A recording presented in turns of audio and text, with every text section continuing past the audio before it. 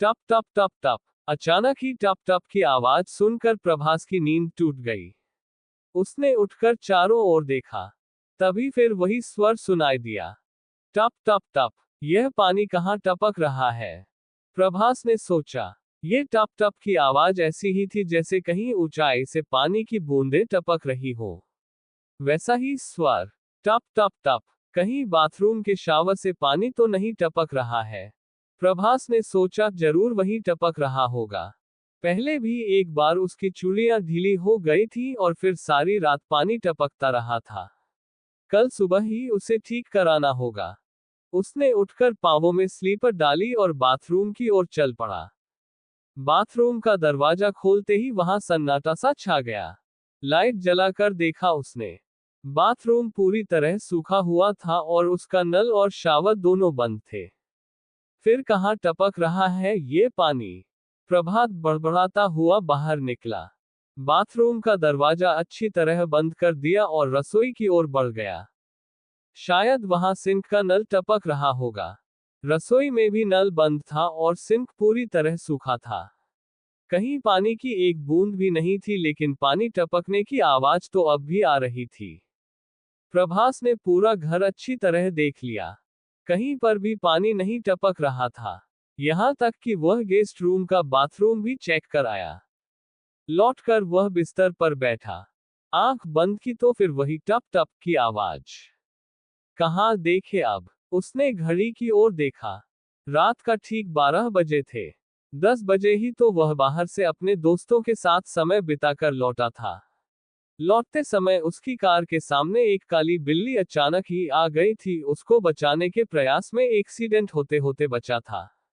अमूमन प्रभास 9 से 9:30 के बीच घर लौट आता था।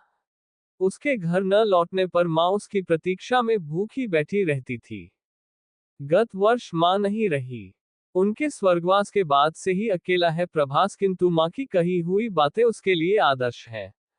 माँ के लिए जल्दी घर लौटने की आदत अभी भी बरकरार थी।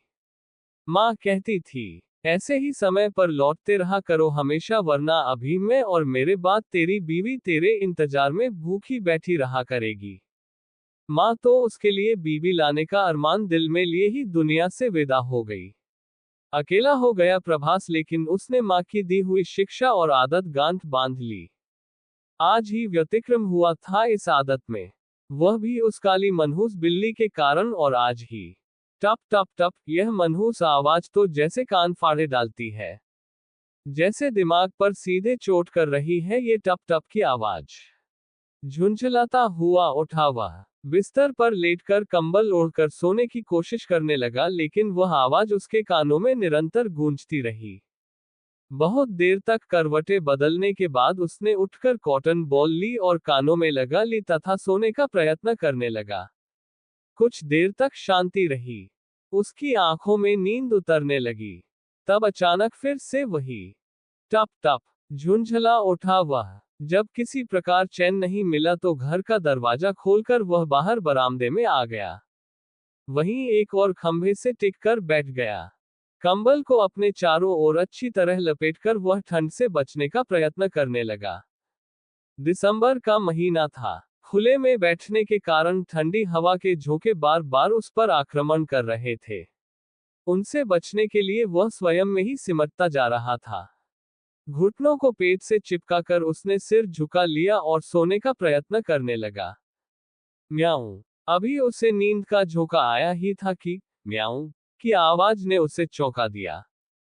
यहां बिल्ली कहाँ? कंबल से मुंह निकालकर देखा तो सामने ही 4-5 फुट की दूरी पर बैठी काली बिल्ली दिखाई दी, जो अपनी सुर्ख आंखों से उसे घूर रही थी। तभी उसके दृष्टि उसके गले में बंधे हुए लाल रिबन पर पड़ी।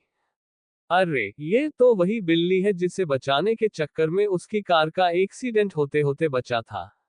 ये यहाँ कैसे? कैसा विचित्र संयोग है। उसमें फिर उसकी आंखों में देखा, देखते ही देखते उसकी आंखों में छाई लाली सफेदी में बदलने लगी। अब उनमें क्रोध नहीं बल्कि सौम्यता का आभास हो रहा था। प्रभास का धड़कता हृदय थोड़ा शांत होने लगा कि तभी टप टप टप टप, वही पानी की टपकती बूंदों जैसा स्वर। उसने घबरा कर चारों ओर देखा। दूर दूर तक नीरवता और अंधकार के अतिरिक्त और कुछ न था। उसने फिर सामने देखा और अरे, वह बिल्ली कहाँ चली गई? क्या उसका घटनाओं से कोई संबंध है?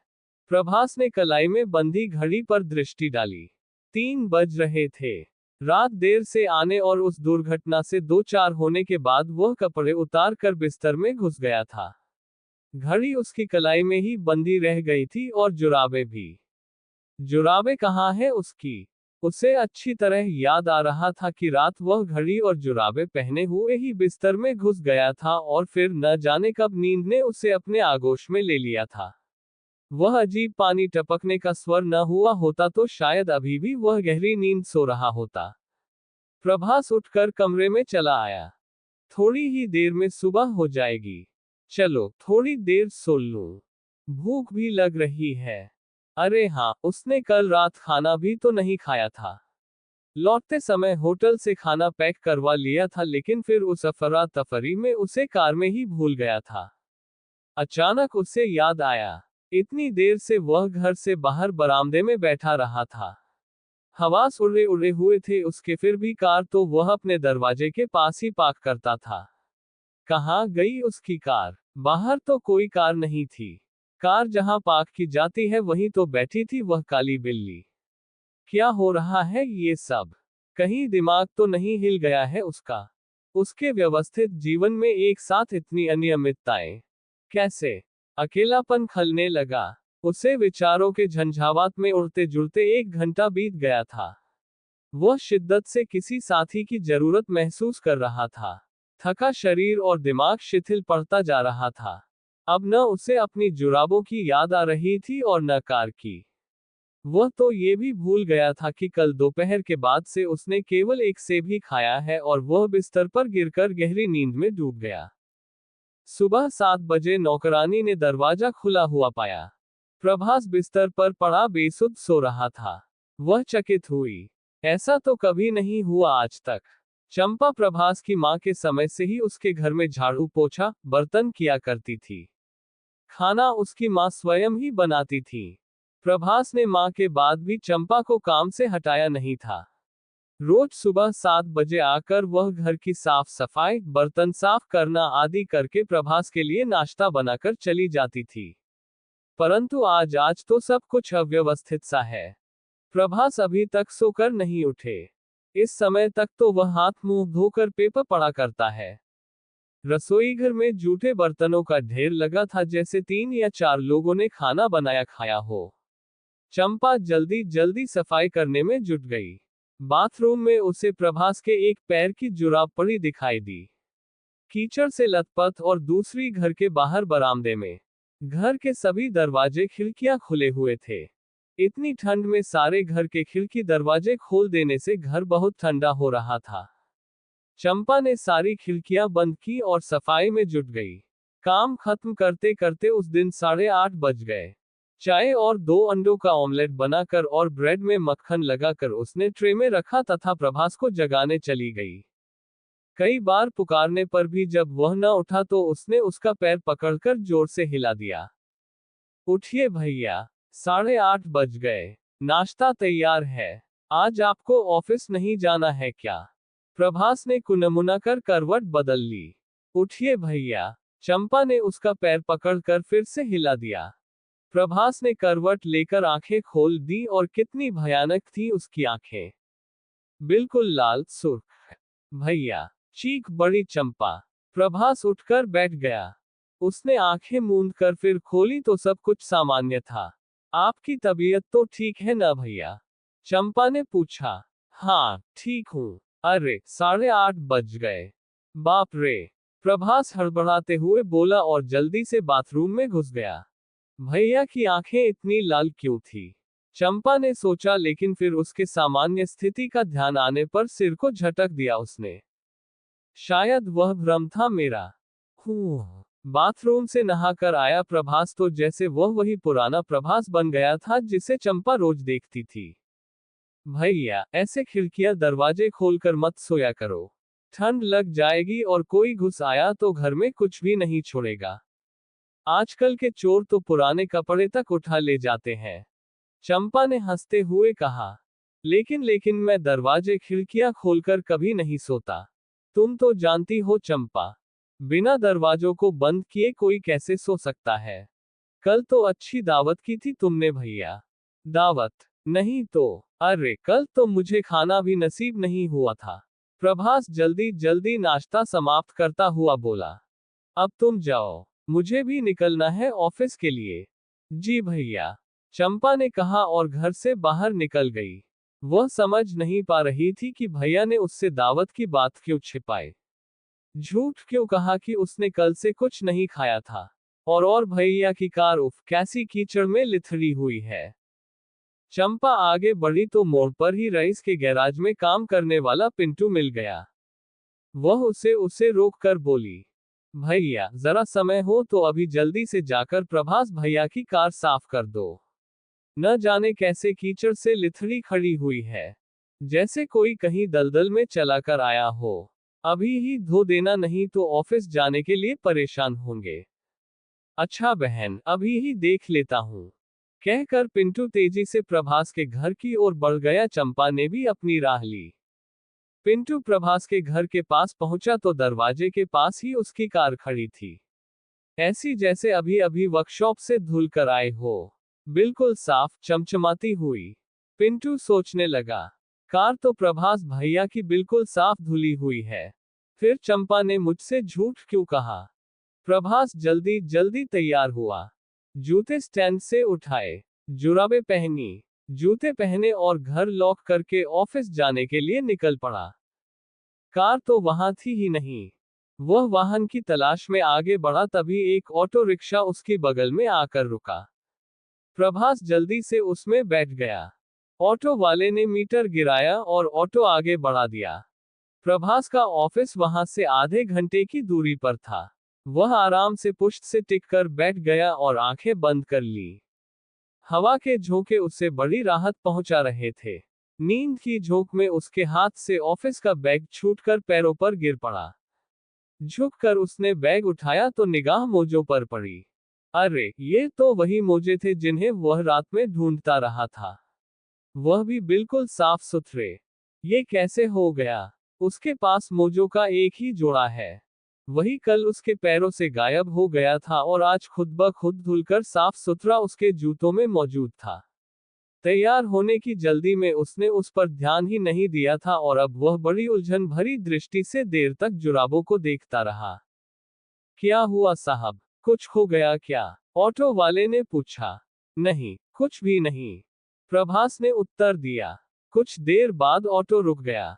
आपका ऑफिस आ गया, ऑटो वाला बोला। प्रभास ने बैग उठाया और ऑटो से बाहर निकलने के लिए पांव बढ़ाया। अचानक वह ठिठक गया। उसने ऑटो वाले को तो बताया ही नहीं था कि उसे कहाँ जाना है, फिर वह उसे उसके ऑफिस तक कैसे ले आया। सुनो, कौन हो तुम? प्रभास ने पूछा। ऑटो वाले ने चेहरा उसकी ओर घुमाया तो प्रभास की चीख निकल गई। उफ, इतना भयानक चेहरा! उसका चेहरा बेहद भयानक और डरावना था। माथे पर बिंदी लगाने के स्थान पर गोल छेद जिसमें आग धधक रही थी। आंखें खून आलूदा, बिल्कुल सुर्ख, और दोनों गाल उन्हें तो जैसे किसी नुकीली चीज से गोद डाला गया हो। ऑफिस आ गया साहब, उसके खुले मुख से जैसे गर्म भाप का भभका निकला। प्रभास के रोए खड़े हो गए। दहशत से वह चीख उठा और फिर अचानक ही बेहोश होकर गिर पड़ा। प्रभास की चीखें दूर दूर तक गूंज गईं। जब उसकी आंखें खुली तो वह अपने ऑफिस की टेबल पर पड़ा था और उसके सहकर्मी उसे चारों ओर से घेरे खड़े हुए थे। एक और चपरासी पानी का जग लिए खड़ा था। पता नहीं कितनी देर तक वह बेहोश रहा था और वहां कैसे आया वह। मैं तुम ठीक हो ना? ओ गॉड, हम तो डर ही गए थे, उसके सहकर्मी रमेश ने कहा।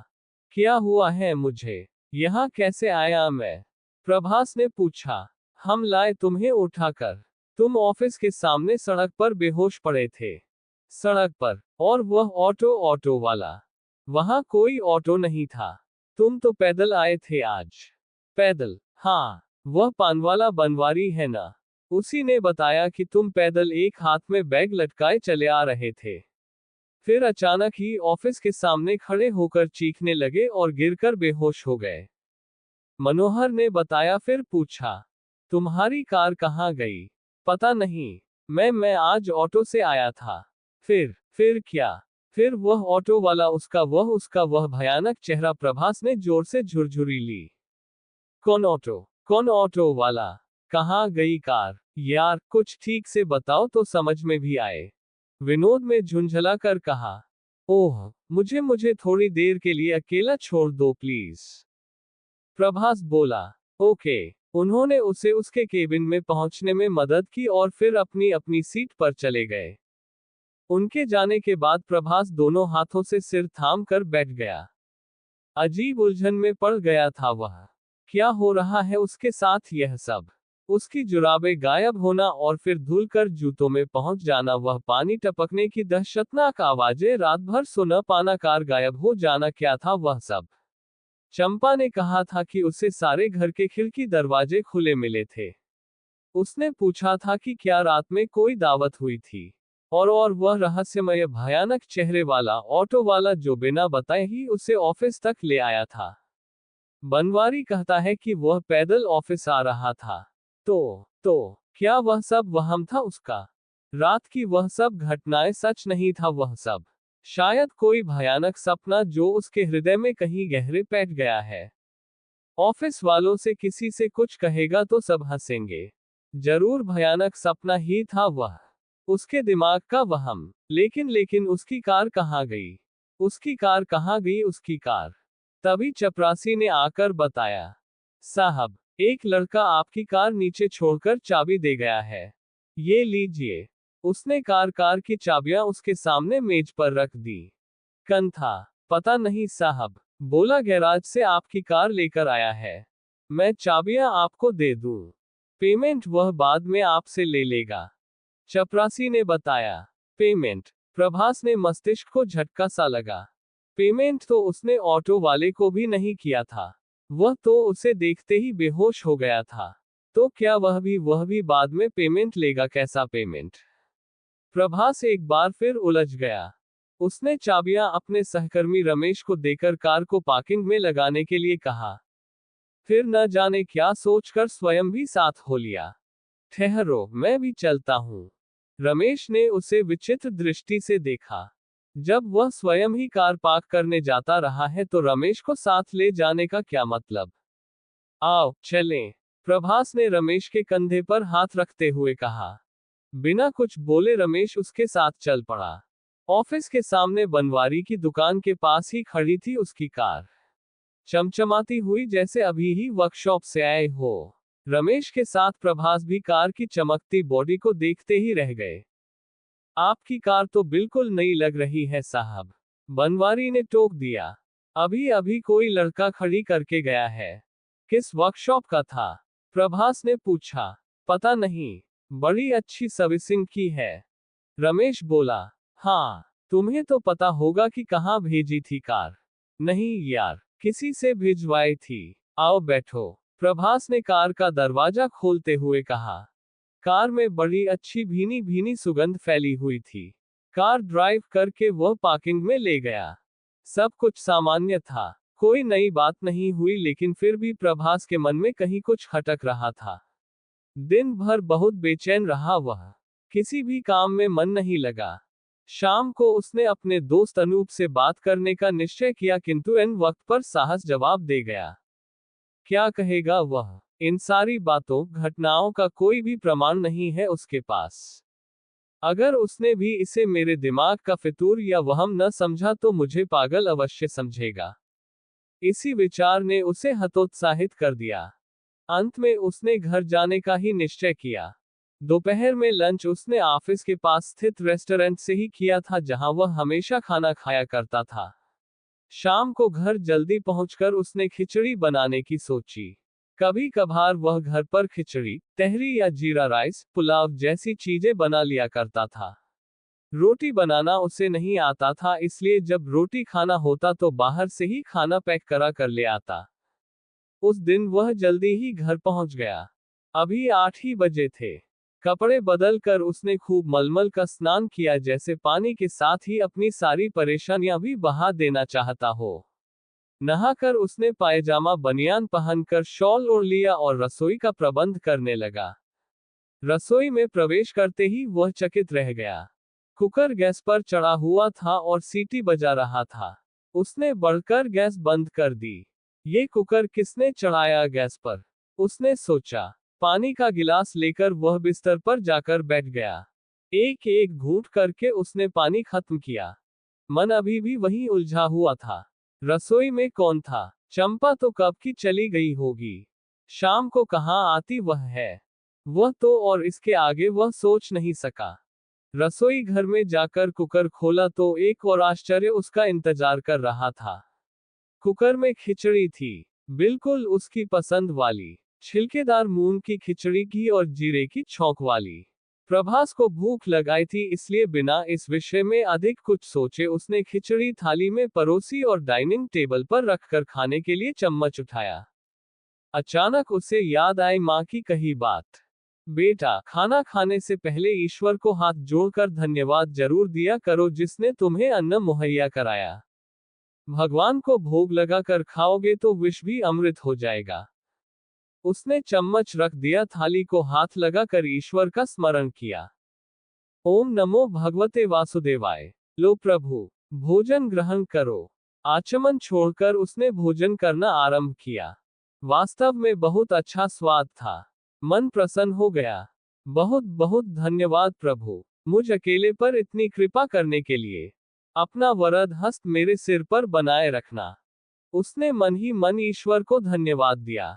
दिन भर की सारी घटनाओं को दिमाग से निकालकर वह बिस्तर पर लेट गया। थोड़ी ही देर में उसे नींद आ गई। अचानक उसे अपने माथे पर किसी के ठंडे हाथ के स्पर्श का एहसास हुआ। कौन कौन है? सो जाओ, सो जा बेटा, मैं हूं तेरे पास। प्रभास के कानों में जैसे उसकी माँ का स्वर गूंजा। उसने करवट बदल ली। माँ के साथ के एहसास ने उसे अनोखी शांति दी। मुझे छोड़कर मत जाना माँ, वह और बड़बड़ाया। नहीं जाऊंगी, तू डरना मत, हमेशा तेरे साथ तेरी माँ है। वही स्वर फिर उभरा। आंखें बंद किए किए ही वह माँ के हाथों का स्पर्श अपने सिर पर अनुभव कर रहा था। बड़ा सुखद अनुभव हो रहा था उसे। नींद गहराने लगी थी कि तभी फटाक, तेज आवाज के साथ खिड़की के पट खुल गए। ठंडी हवा के झोंके के साथ ही तीव्र दुर्गंध का झोंका भी कमरे में प्रवेश कर गया। घबरा कर प्रभास ने आंखें खोल दी। खिड़की के पास कोई था। उस अंधेरे में भी उसका साया स्पष्ट दिखाई दे रहा था। कौन कौन हो तुम? प्रभास ने चिल्ला कर पूछा। मैं हूं, हा हा हा। और वह पीछे पलट गया। ओह, ये तो वही था। वही जिसे उसने ऑटो वाले के रूप में देखा था। वही चमकती लाल आंखें और बिंदी के स्थान पर गोल छेद जिसमें आग की लपटें मचल रही थी। उसके बाल बिखरे हुए थे। अट्टहास करते समय उसके बड़े बड़े डरावने दांत चमक उठते थे। उस अंधेरे में भी प्रभास उसके फैले फैले होठों और उसके किनारे से बहती लहू की धार को स्पष्ट देख पा रहा था। उसके बाल खिचड़ी हो रहे थे, कहीं सफेद तो कहीं काले और कहीं कहीं लाल। बिखरे हुए बालों, बड़े बड़े दांतों और भयानक चेहरे वाली उस आकृति ने अपने हाथ फैलाए तो उसके 4-5 इंच लंबे नाखूनों को देखकर वह सिहर गया। माँ! उसके होंठ कांपे। दूर हट, यह मेरा शिकार है। वह भयानक साया चिंघाड़ा। नहीं नहीं, मेरा बच्चा। हा हा हा, तेरा बच्चा, हा हा हा। वह अचानक ही ठहाके लगाने लगा। उसके अट्टहास से जैसे घर की दीवारें कांपने लगी। प्रभास के सिर को अपने प्यार भरे स्पर्श से सहलाने वाला साया कमरे के द्वार की ओर कोने में सिमट गया और देखते ही देखते धुआं बन गया। उसी समय कुछ रोशनदान से बाहर की ओर कूदा। वह तो वही काली बिल्ली थी।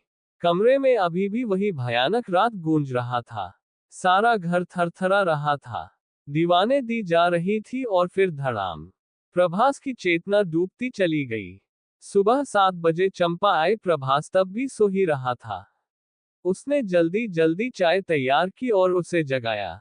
जब तक उसने नाश्ता तैयार किया तब तक प्रभास भी फ्रेश होकर नहा धोकर आ गया था। उसे नाश्ता देकर चंपा रसोई में चली गई। बर्तन देखकर वह मुस्कुरा पड़ी। प्रभात भैया ने कल खिचड़ी बनाई थी शायद। जल्दी जल्दी घर के सारे काम निपटा कर वह चली गई। नियत समय पर प्रभात भी ऑफिस के लिए निकल पड़ा। कार उसके घर के सामने ही खड़ी थी, चमचमाती हुई, जैसे उसे अभी कुछ देर पहले ही धोया गया हो। उसने श्रद्धा पूर्वक अलमारी में रखी, हनुमान चालीसा निकालकर मेज पर रख दी, मां की तस्वीर को प्रणाम किया और ऑफिस के लिए निकल गया। वह दिन सामान्य बीता, हालांकि पिछले दिन के अनुभवों ने उसे परेशान कर रखा था। कभी कभी उसे लगता जैसे जो भी घटा वह सब सपना था या फिर उसका वहम। बहरहाल, शाम होने पर वह अपने दोस्तों के साथ रेस्टोरेंट चला गया। गपशप करते 9 बज गए, तब ध्यान आया कि वह फिर देर तक घर से बाहर रहा है। उसका मित्र अनूप उसके साथ ही था उस दिन। हरीश और सोहन तो वहीं पास में ही रहते थे। अनूप का घर प्रभास के घर से भी 8-9 किलोमीटर आगे था।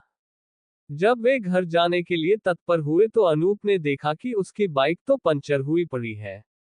अब इतनी रात में कहाँ बनेगा पंचर? परेशान मत हो यार, चलो मेरे साथ ही चले चलो। घर पर फोन करके बता देना भाभी को और मेरे घर पर ही रुक जाना आज रात। प्रभास बोला, लेकिन सरस्वती वहां रात भर अकेली रहेगी।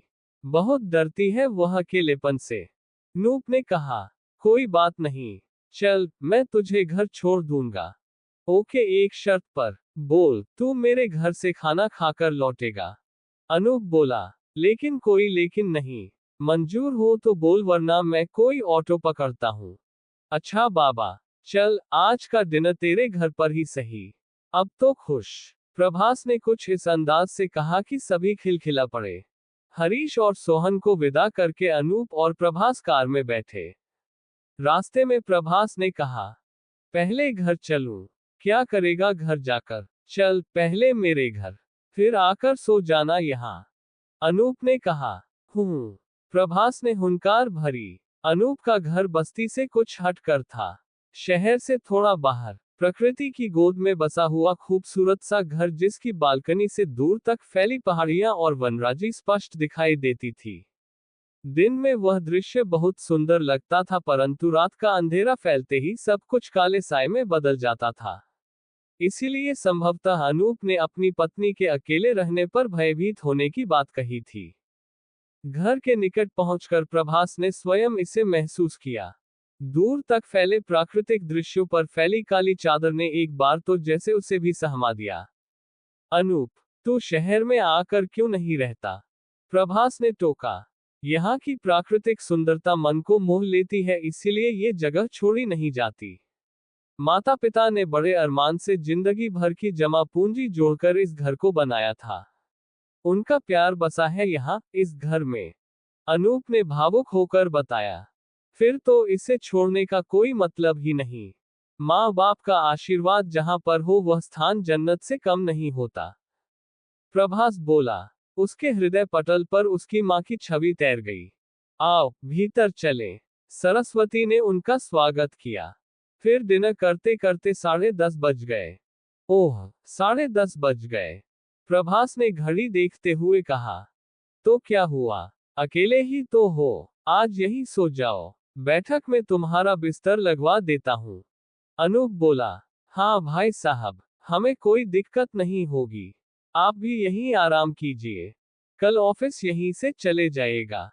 दोनों ने बड़े आग्रह से उसे वहीं रोक लिया। आदत के विपरीत रात देर तक दोनों बातें करते रहे। दूसरे दिन प्रभास और अनूप एक साथ ही घर से निकले। ऑफिस जाते समय रास्ते में ही प्रभास का घर पड़ता था, तो उसने घर के सामने ही कार रोक ली। क्या हुआ? अनूप ने पूछा। कुछ नहीं, चलो, इधर से ही तो जाना है, अभी वक्त है तो घर होते चलो, चंपा को कुछ काम भी सहेज दूंगा। प्रभास बोला। दोनों कार से उतरकर घर की ओर बढ़े। घर खुला देखकर अनूप ने पूछा, अरे तुम्हारा घर तो खुला है, कोई आया है क्या? घर की एक चाबी चंपा के पास रहती है, वही होगी, साफ सफाई कर रही होगी। घर में प्रवेश करते ही किचन से सब्जी की बड़ी अच्छी सुगंध आई। बड़ी अच्छी खुशबू है। तुम्हारी चंपा खाना भी बनाती है क्या? अनूप ने पूछा। नहीं यार, खाली साफ सफाई करती है, लेकिन इधर 2-1 दिनों से लगता है कि खाना भी बना जाती है। प्रभास बोला। लगता है का क्या मतलब? कभी सामने उसने कुछ कहा नहीं। मैंने कभी उससे खाना बनाने के लिए नहीं कहा तो भी। अरे वाह, ऐसी नौकरानी तो बड़े भाग्य से मिलती है। हाँ, सो तो है। विश्वसनीय है और सीधी भी। माँ के समय से काम कर रही है। कहीं तुमसे इश्क विश्क तो नहीं करने लगी वह? उद्धरण चिन्ह। अनूप ने आंख मारते हुए शरारत से पूछा और अचानक ही जैसे घर में तूफान आ गया। फटाफट खिड़कियों के दरवाजे खुलने बंद होने लगे, जैसे घर में बवंडर घुस आया हो। और फिर अचानक ही प्रभास की राइटिंग टेबल उड़कर अनूप से टकराए। चीखता हुआ वह जमीन पर जा गिरा। ओह, क्या हो रहा है ये सब? हे माँ, रक्षा करो! प्रभास चिल्लाकर अनूप की ओर बढ़ा। उसने उसे सहारा देकर उठाया और पलंग पर बैठा दिया। मेज के कोने ने उसके माथे को घायल कर दिया था। रक्त बहने लगा था। उसने रुमाल निकालकर उसका घाव पोंछना चाहा। यह क्या? घाव से बढ़ती रक्त की बूंदें हवा में उड़ने लगी और पूरे कमरे में चक्कर काटने लगी। ये सब क्या है प्रभात? मैंने तो मजाक किया था। सारी यार, अब कभी मजाक नहीं करूंगा तुमसे। अनूप बोला। प्रभास कुछ भी कह नहीं सका। सहारा देकर उसने अनूप को उठाया और बाहर की ओर बढ़ चला। तेरी मरहम पट्टी करा दूं। तभी उनके दृष्टि रसोई के द्वार पर पड़ी तो वे सिहर उठे। रसोई का द्वार खुला हुआ था और अंदर गैस के चूल्हे के पास बिखरे बालों वाली कोई लड़की खड़ी थी। कौन? चंपा। उसने पलट कर देखा तो प्रभात सिहर कर रह गया। कितना भयानक रूप था उसका। आंखें आंखें तो जैसे थी ही नहीं। बड़े बड़े काले गड्ढे जिनसे खून बह रहा था। बिखरे हुए बाल और गहरा सांवला रंग। कहाँ है चंपा? अनूप ने पूछा। प्रभास के मुख से आवाज नहीं निकली। उसने इशारे से रसोई की ओर संकेत किया। वहां, कहाँ? वहां तो कोई नहीं है। अनूप बोला। वह। प्रभास ने दृष्टि उठाई। यह क्या? रसोई तो खाली पड़ी थी। बर्तन धुले हुए एक और रखे थे। रसोई व्यवस्थित थी। कहीं भी खाना बनाए जाने का कोई चिन्ह नहीं था। तो वह खुशबू, वह औरत। हे ईश्वर, क्या हो रहा है ये सब? प्रभास ने अनूप का हाथ कसकर थामा और बाहर निकल आया। वहां एक नया ही आश्चर्य उसकी प्रतीक्षा कर रहा था। उसकी कार गायब थी और उसके स्थान पर अनूप की बाइक खड़ी थी। दुरुस्त और साफ सुथरी। तुम्हारी कार कहाँ गई? और यह मेरी बाइक यहाँ कैसे? अनूप ने बौखलाकर पूछा। पता नहीं, मुझे कुछ पता नहीं अनूप। चलो यहाँ से। प्रभास उसे घसीटते हुआ बाइक तक पहुंचा। उसे पीछे बैठाया और बाइक ऑफिस की ओर बढ़ा दी। मैं जाऊं? ऑफिस पहुंचने पर अनूप ने प्रभास से पूछा। हाँ, अभी तुम अपने ऑफिस जाओ। शाम को यहीं आ जाना। बहुत कुछ बताना चाहता हूं तुम्हें। लेकिन प्लीज, अभी मत परेशान हो। शाम को बातें करेंगे। प्रभास कुछ विचलित स्वर में बोला। ओके, जैसी तुम्हारी इच्छा। अनूप बाइक लेकर अपने ऑफिस की ओर निकल गया, जो वहां से आधा फरलांग की दूरी पर था। दिन भर प्रभास के मन में विचारों का संघर्ष चलता रहा। वह समझ नहीं पा रहा था कि उसे अपने विचित्र अनुभवों को अनूप से शेयर करना चाहिए या नहीं। कहीं उसने भी इसे उसका वहम मान लिया तो। लेकिन ऐसा शायद न हो, क्योंकि अनूप भी इन घटनाओं का थोड़ा सा साक्षी तो रहा ही है। अब जो भी हो, शाम को वह अनूप से अपनी परेशानी जरूर बताएगा, क्या पता कोई हल निकल ही आए। शाम को जब प्रभास घर जाने के लिए ऑफिस से बाहर आया, तब उसकी कार अपने निर्धारित स्थान पर खड़ी थी। वह कार की ओर बढ़ा, तभी बगल की गली से निकलकर अनूप की बाइक सामने आ गई। आओ प्रभास। अनूप ने उसे बुलाया। मेरी कार छोड़ो उसे, जब चाहे तब धोखा दे जाती है। आओ, जल्दी से बैठो पीछे। अनूप बोला। प्रभास के बैठते ही उसने बाइक स्टार्ट कर दी। जब प्रभात के घर का मार्ग छोड़कर अनूप की बाइक दूसरी ओर मुड़ी तो उसने टोका। इधर कहाँ? मेरे घर। आज तू मेरे घर चल रहा है? लेकिन कोई लेकिन वेकिन नहीं, अनूप ने उत्तर दिया। जब वे अनूप के घर पहुंचे, तब उसकी पत्नी बैग लेकर तैयार खड़ी थी और घर के बाहर टैक्सी भी खड़ी थी। यह क्या? कहीं जा रहे हो तुम लोग? हम सब जा रहे हैं तुम्हारी भाभी के चाचा के घर। उनके यहाँ कुछ काम है तो उन्होंने एजेंट बुलाया है, अनूप ने बताया। लेकिन तुम हमारे साथ चल रहे हो। इतने टेंशन में हम तुम्हें अकेला नहीं छोड़ सकते प्रभास। हाँ प्रभास भैया, चलिए टैक्सी में बैठिए। अनूप की पत्नी ने आग्रह किया तो प्रभास विरोध न कर सका। अनूप उसे खींचता हुआ टैक्सी तक ले गया। सबके बैठते ही टैक्सी चल पड़ी। हम कहाँ जा रहे हैं? कुछ देर बाद प्रभास ने पूछा। मेरे साथ हो तुम, हमारा भरोसा नहीं है क्या? अनूप ने पूछा। है यार, मैंने तो ऐसे ही पूछ लिया था, प्रभास ने खिसिया कर कहा और कार की विंडो से बाहर देखने लगा। कार शहर से बाहर आ चुकी थी। शाम का धुंधलका फैलने लगा था, पेड़ पौधे इमारतें सब तेजी से पीछे छूटते जा रहे थे। प्रभास ने सर को हल्के से झटका दिया। लो, तुम लोग कुछ खा लो। अनूप की पत्नी ने अपने साथ रखे झोले से मेवे के लड्डू निकालकर उन्हें पकड़ा दिए। उसे खाकर दोनों ने पानी पिया तो जैसे दिन भर की थकान मिट गई। जब टैक्सी अपने गंतव्य पर पहुंचकर रुकी, तब रात के 10 बज रहे थे। जहां पर वे उतरे वह एक अच्छा भला बड़ा सा भवन था जिसके गेट पर वॉचमैन खड़ा था और पास ही जंजीरों से बंधा हुआ अल्सेशियन डॉग उन्हें अपनी तीखी दृष्टि से घूर रहा था। अनूप पत्नी और मित्र के साथ भीतर की ओर बढ़ा। भवन के सामने बड़ा सा बरामदा और उसके पीछे मुख्य द्वार। अभी वे द्वार तक पहुंचे ही थे कि द्वार निःशब्द खुल गया। सामने एक अत्यंत भव्य व्यक्तित्व के स्वामी खड़े थे। गले में रुद्राक्ष की माला और मस्तक पर त्रिपुंड।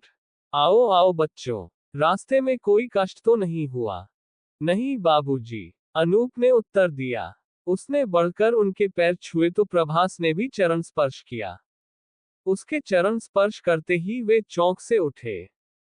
यह मेरा मित्र प्रभास है बाबूजी, अनूप ने बताया। उन्होंने गहरी दृष्टि से प्रभास की ओर देखा। हूँ ठीक है। वे जैसे स्वयं से ही बातें कर रहे थे। फिर अनूप की पत्नी की ओर मुख करके बोले, तुम भीतर जाओ सुरो, माँ से मिल लो और मिश्रानी के साथ जाकर रसोई देख लो। जी बाबू, सरस्वती सिर झुकाकर घर में चली गई।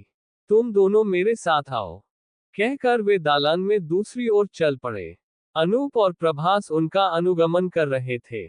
इमारत का लगभग आधा चक्कर लगाकर एक बड़े से द्वार के पास जाकर रुक गए। दरवाजे पर बड़ा सा पुराने ढंग का ताला लगा हुआ था और चौखट के ऊपर दीवारों पर और द्वार के दोनों ओर भी कुछ मंत्र जैसे लिखे हुए थे। यह मेरा व्यक्तिगत कक्ष है, ताला खोलते हुए वे बोले। और मैं रथीन्द्र शुक्ला, अनूप का ससुर और सरस्वती का पिता। मुझे अपने किसी मित्र की कुछ समस्याओं के बारे में बताया था अनूप ने। वह मित्र तुम ही हो ना? हाँ बाबूजी, यही है वह जिसके लिए मैंने आपसे बात की थी। मैं इसे एक बार आपसे मिलाना चाहता था, बस, अनूप ने कहा। अच्छा किया जो तुम इसे यहाँ ले आए। कुछ अधिक ही परेशान है यह आजकल, वृद्ध बोले। कमरे के अंदर एक एक चटाई बिछी हुई थी। बीच में एक हवन कुंड बना था जिसके चारों ओर लाल रंग से चौक बनाया गया था। एक और एक पात्र में कुछ सामग्री रखी हुई थी। प्रभास और दोनों ही बड़े आश्चर्य से वह सब देख रहे थे। इससे पूर्व कभी अनूप को भी इस विशेष कक्ष में आने का अवसर नहीं मिला था। चिंता मत करो प्रभास, तुम इधर आकर मेरे सामने बैठो। रथीन्द्र शुक्ल ने प्रभास को अपने सम्मुख चौक पर बिठा दिया और स्वयं एक और आसन बिछाकर बैठ गए। पास रखे पूजा के थाल से सफेद पाउडर जैसा निकालकर उन्होंने पूरे चौक को घेरते हुए एक गोल बना दिया। आसन पर बैठकर कुछ क्षण वे होठों में बुदबुदाते हुए कोई मंत्र जपते रहे। फिर हाथ बढ़ाकर प्रभास के मस्तक पर तीसरे नेत्र के स्थान पर अपने दाहिने हाथ के अंगूठे का हल्का सा दबाव दिया तो प्रभास चीख पड़ा। अनूप ने घबरा कर उसकी ओर देखा। देखते ही देखते प्रभास का चेहरा लाल पड़ने लगा, आंखों में सुर्खी उभरने लगी। अगले ही क्षण उसके चेहरे पर उसी स्त्री की आकृति झलकने लगी जिसकी एक झलक अनूप ने प्रभास की रसोई में देखी थी। अगले ही पल उसकी भयानक हंसी गूंज उठी। चुप, बिल्कुल खामोश, वृद्ध गरजे। अचानक प्रभास चुप हो गया। अब मेरे प्रश्नों का उत्तर दो। कौन हो तुम? सुहासिनी। प्रभास के मुख से स्त्री का स्वर निकला। कौन सुहासिनी? वृद्ध ने पूछा। प्रभास की मंगेतर। लेकिन प्रभास की मंगनी कहाँ हुई है? झूठ बोलती हो। नहीं, मैं सच कह रही हूँ। अचानक उसका स्वर सौम्य हो गया। प्रभास के मुख पर अब एक अत्यंत सुंदरी, लगभग 14-15 वर्ष की किशोरी का चेहरा झलकने लगा। कब हुई तुम्हारी मंगनी? वृद्ध ने पूछा। बहुत बचपन में, जब मैं 5 साल की थी और यह 8 साल का। तब हम दोनों के पिताजी जीवित थे।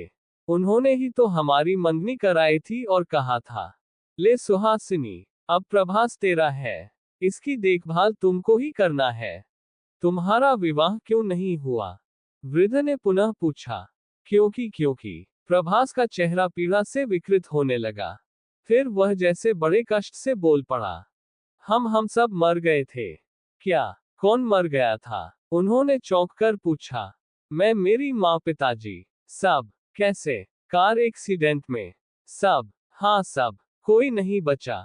फिर कुछ ही दिनों बाद प्रभास के पिता का हार्ट फेल हो जाने से वह भी नहीं रहे। इसकी माँ इसे लेकर नए शहर चली गई। तभी से मैं इसे ढूंढती रही हूँ। क्यों? मेरा मंगेतर है ये, इसकी सेवा करने के लिए। अब तो इसकी माँ भी मर गई तो मैं इसकी सेवा करने के लिए इसके घर आ गई। इसे डराने नहीं। मैं इसे क्यों डराऊंगी? मैंने तो इसके लिए खाना बनाया, इसकी कार साफ कराई। उसका ब्रेक ढीला हो गया था, उसे ठीक कराया। नहीं, तुम तो उसे डरा कर परेशान कर रही हो। नहीं, मैं इसे बहुत प्यार करती हूँ। मैं तो इसके साथ रहना चाहती हूँ। ये डर जाता है तो मैं क्या करूँ? इसकी माँ मुझे इसके पास जाने से रोकती है तो मुझे गुस्सा आ जाता है। वह बड़ी मासूमियत से बोल रहा था। तुम इसका साथ छोड़ दो सुहासिनी। तुम मर चुकी हो, इस सत्य को स्वीकार कर लो। प्रभास जीवित है। वह इस दुनिया का प्राणी है, जबकि तुम आत्मा लोक में जा चुकी हो। भूल जाओ उसे। कैसे भूल जाऊं? इसके सिवा मेरा कोई नहीं है। बचपन से मैं इसे अपना स्वामी मानती रही हूं। यह मेरा है। इससे मिलने के लिए तुम्हें तब तक इंतजार करना पड़ेगा जब तक ये संसार न छोड़ दे। यदि ऐसा है तो मैं उसे मार दूंगी। देह छोड़कर वह मेरे साथ रह सकेगा। तुम ऐसा कुछ नहीं करोगी। उसके साथ उसकी माँ की आत्मा है जो उसकी रक्षा कर रही है। वही तो सबसे बड़ी बाधा है। वह कुछ उदास हुई। मैं तुमसे प्रार्थना करता हूँ, चली जाओ अपनी दुनिया में। नहीं, मैं प्रभास के बिना नहीं जाऊंगी। मैं तुम्हें आदेश देता हूँ। नहीं, वह चीख पड़ी। वृद्ध ने हाथ में कुछ सरसों के दाने लेकर मंत्र पढ़ना शुरू किया तो प्रभास चीखने लगा। वृद्ध ने सरसों के मंत्रपूरित दाने प्रभास पर फेंक दिए। वह चीख कर गिर पड़ा। अनूप घबरा कर उसकी ओर बढ़ा, परंतु रथीन्द्र शुक्ला ने उसे वहीं रोक दिया। ठहर जाओ अनूप, अभी मेरा कार्य पूरा नहीं हुआ है। उन्होंने एक बार फिर कुछ मंत्र बुदबुदाने आरंभ कर दिए। कुछ ही क्षणों बाद प्रभास उठकर बैठ गया। उसकी आंखें खुली। क्यों बुलाया है मुझे? उसने पुनः स्त्री स्वर में पूछा। अनूप इस स्वर को सुनकर चौंक पड़ा। ये स्वर प्रभास की मां का था। नमस्कार बहन, कैसी हैं आप? रथीन्द्र जी ने सम्मान पूर्वक पूछा। ठीक हूँ, बस इस बच्चे के लिए ही व्याकुल रहती हूँ। रुपए, अब आप संसार की माया छोड़कर मुक्त हो जाए। मैं भी यही चाहती हूँ, किंतु इसे एक बार सुखी देखना चाहती हूँ। प्रभास की मां का स्वर प्रभास के मुख से निकला। वह प्रसन्न है बहन। उस पर क्या संकट है? कोई नहीं, बस वह सुहासिनी, वही संकट बन गई है इसके लिए। आप इसे उससे मुक्ति दिला दे तो मैं भी निश्चिंत होकर चली जाऊं। जिसके सिर पर मां का साया हो उसको कोई कुछ भी हानि नहीं पहुंचा सकता। आप निश्चिंत रहें। अब मैं सुहासिनी को और अधिक छूट नहीं दे सकता।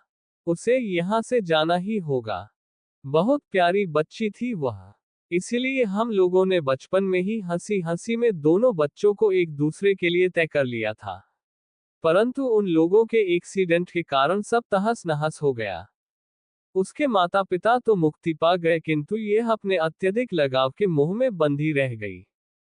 प्रभास की मां ने बताया, अब आप दोनों की मुक्ति का समय आ गया है। आज रात्रि आप दोनों ही इस संसार के मोह से मुक्त हो जाएंगी। रविंद्र शुक्ला जी ने उन्हें आश्वासन दिया। आप सुहासिनी की मुक्ति का कार्य करें भाई। उसके जाते ही मैं स्वतः ही मुक्ति पा जाऊंगी। यदि उसकी कोई वस्तु मिल जाए तो ये कार्य सुगम हो जाएगा। क्या आप मेरी कुछ सहायता कर सकती हैं? उन्होंने पूछा। प्रभास चुप हो गया। वह तो जैसे बैठे बैठे ही सो गया था। लगभग 4 मिनट बाद उसने पुनः आंखें खोल दी। आप? हाँ, मैं प्रभास की माँ ही हूँ। हमारे घर में मेरी संदूक के अंदर एक छोटा डिब्बा रखा है जिस पर हनुमान जी का चित्र चिपका हुआ है। टिन के उस डिब्बे में प्रभास बचपन में अपनी वस्तुएं रखा करता था। उसी में एक रेशम से कड़ा हुआ रुमाल है गुलाबी रंग का। उसे सुहासिनी ने प्रभास को उसके जन्मदिन पर दिया था। आपका काम शायद उससे चल जाएगा। हाँ, अब आप जाएं। मैं उपाय करता हूँ। रथीन्द्र शुक्ला ने उन्हें विदा किया। कुछ देर बाद प्रभास सामान्य हो गया और वे उसके तथा अनूप के साथ कक्ष से बाहर आ गए। कक्ष से निकलने के पूर्व ही उन्होंने दोनों युवकों के गले में एक एक अभिमंत्रित धागे की माला पहना दी थी। उस कक्ष को पूर्ववत बंद करके तीनों घर के अंदर आ गए जहां भोजन के लिए उनकी प्रतीक्षा हो रही थी। दूसरे दिन अनूप अपने साले के साथ वापस शहर लौट गया। प्रभास के घर में उसे उसकी मां का संदूक ढूंढने में कोई विशेष कठिनाई नहीं हुई।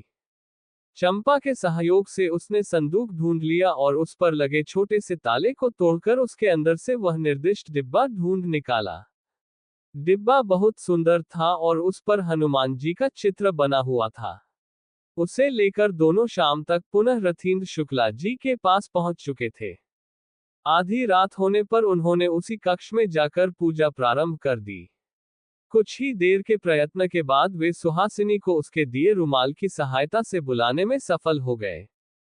इस बार पूजा के घेरे में उन्होंने प्रभास को नहीं बैठाया था बल्कि एक मिट्टी की छोटी सी गुड़िया बनाकर उसे ही वह रुमाल लपेट दिया था और उस पर काला धागा बांध दिया था। प्रभास और अनूप किनारे चटाई के आसन पर बैठकर वह समस्त क्रियाकलाप मूक दर्शक बनकर देख रहे थे। रथीन्द्र शुक्ल के मंत्र जाप करते ही वह मिट्टी की गुड़िया जीवित के समान प्रतीत होने लगी। उसने बड़े प्यार से रुमाल को लपेटकर छोटा सा घूंघट जैसा बना लिया। उसी समय वृद्ध ने हाथ में गंगा जल लेकर मंत्र पढ़ते हुए उस पर डाल दिया। देखते ही देखते हुए गुड़िया गलकर जमीन पर फैल गई। शुक्ला जी ने उसी रुमाल से सारी मिट्टी समेटकर रुमाल सहित हवन कुंड में डाल दिया। उसे डालते ही हवन कुंड में अचानक आग जलने लगी। तेज लपटों में एक बार सुहासिनी का चेहरा झलका और फिर धुआं बनकर उसी में समा गया। वृद्ध ने पुनः गंगाजल छिड़क कर कुंड की अग्नि को पवित्र किया। उसे प्रणाम किया और सबके के साथ कक्ष को बंद करके बाहर आ गए। पूजन कक्ष में ताला बंद करते हुए वह बोले, लो बेटा, तुम्हारी समस्या का समाधान हो गया। अब जाओ और सुखपूर्वक जीवन व्यतीत करो। प्रभास अनायास ही श्रद्धावनत होकर उनके पैरों पर